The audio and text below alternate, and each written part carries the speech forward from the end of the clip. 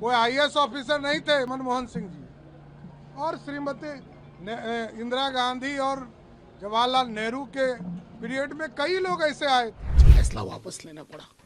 कहाँ के मजबूर प्रधानमंत्री हैं आप। ऑर्केस्ट्रा टीम में जो लोग हैं वो क्या कहेंगे, साहब तेरे सुबह की जय, साहब तेरे शाम की जय, साहब तेरी जय जय जय। तेजस्वी यादव जी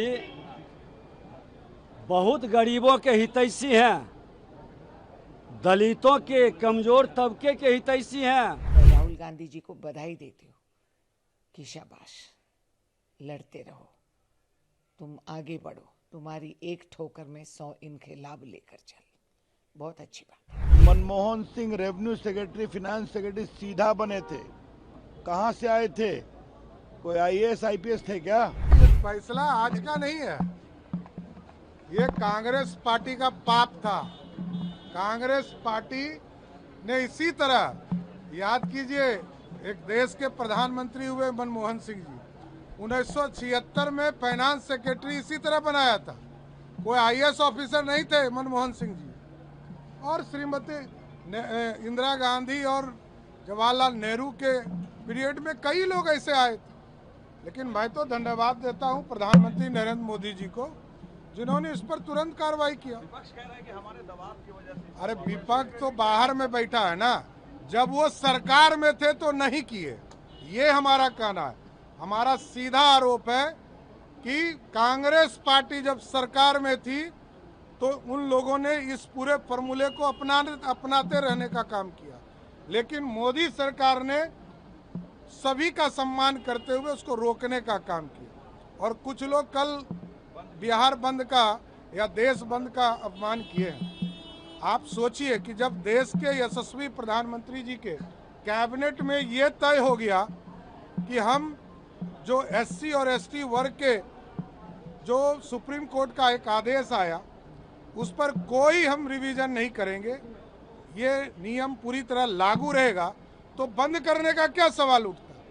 जब भारत की सरकार ने तय कर दिया, नरेंद्र मोदी जी की सरकार ने तय कर दिया कि एससी एसटी के किसी भी मामले में कोई छूने का काम सरकार नहीं करेगी, तो फिर बंदी क्यों है, ये मैं जानना चाहता हूँ। पूरे देश की जीत है भाई। तेजस्वी जी क्या है, नेता प्रतिपक्ष है ना, बिहार के सबसे बड़ी पॉलिटिकल पार्टी के।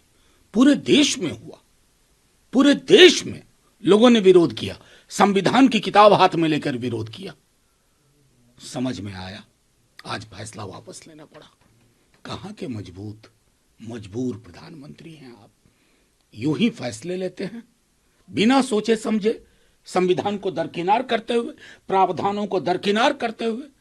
सवाल तो अब ये उठेगा कि इससे पहले जो आपने लेटरल एंट्री में लोगों को लिया है वो कौन लोग हैं? क्या तब माना था? ये 240 के बाद का आंकड़ा, ये समझाइए लोगों को। क्या इसकी जांच की मांग करेंगे क्या आप लोग? नहीं, इसमें जांच किया, सरकार को फैसला वापस लेना पड़ा। हम कहेंगे इससे पहले जो लेटरल एंट्री में हुआ उसका ब्यौरा थोड़ा दे। अश्वनी वैष्णव जी परसों तक जस्टिफाई कर रहे थे, प्रधानमंत्री जी का विजन बता रहे थे लेटरल एंट्री। 2 दिन बाद कह रहे हैं कि सामाजिक न्याय के लिए प्रधानमंत्री के अंदर बड़ी पीड़ा। ये पीड़ा पैदा कब हुई, कब जन्म हुआ इसका, लोग सब समझते हैं। लेकिन हाँ, ऑर्केस्ट्रा टीम में जो लोग हैं वो क्या कहेंगे, साहब तेरे सुबह की जय, साहब तेरे शाम की जय, साहब तेरी जय जय जय। आपको लगता है कि एनडीए के साथियों ने भी दबाव बनाया? देखिए, जिस किसी को भी जनता के साथ लगातार संवाद है, जिसने कान नहीं बंद किया, आंखें नहीं बंद की हैं, तो वो इस तरह के तानाशाही मनोवृत्ति के फैसलों के पक्ष में खड़ा नहीं हो सकता। और जो खड़े हैं वो खड़ा होने लायक नहीं रहेंगे आगे। तेजस्वी यादव जी बहुत गरीबों के हितैषी हैं, दलितों के, कमजोर तबके के हितैषी हैं। वो घोषणा करें कि जो हम उसके हक को मार रहे हैं, ऐसे मानसिकता के लोग उसके लिए अपने अधिकार को उसके हवाले करेंगे? है हिम्मत? अरे वो भी देश के प्रधानमंत्री नरेंद्र मोदी जी और बिहार के मुख्यमंत्री नीतीश कुमार जी कमजोर तबका के, दलितों, शोषितों, गरीबों के हित में काम करते हैं।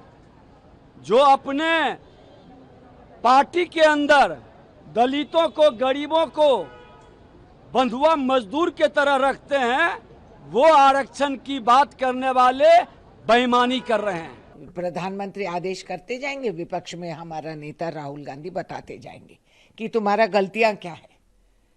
इसके ऊपर तो बहुत लाद देते हैं। राहुल गांधी को जिस तरह सताना है, जिस तरह उनको बेइज्जती करना है, कहीं और बिठा दे, उनका घर निकाल दे, उनका पद निकाल दे, ये बहुत करे हैं। मगर क्यों? राहुल गांधी अपने आप के लिए नहीं लड़ रहा है, देश के लिए, संविधान की सुरक्षा के लिए। तो राहुल गांधी ने ठीक कहा, तो अब क्यों नहीं कहते वो जो शब्द इनको इस्तेमाल कर रहे थे?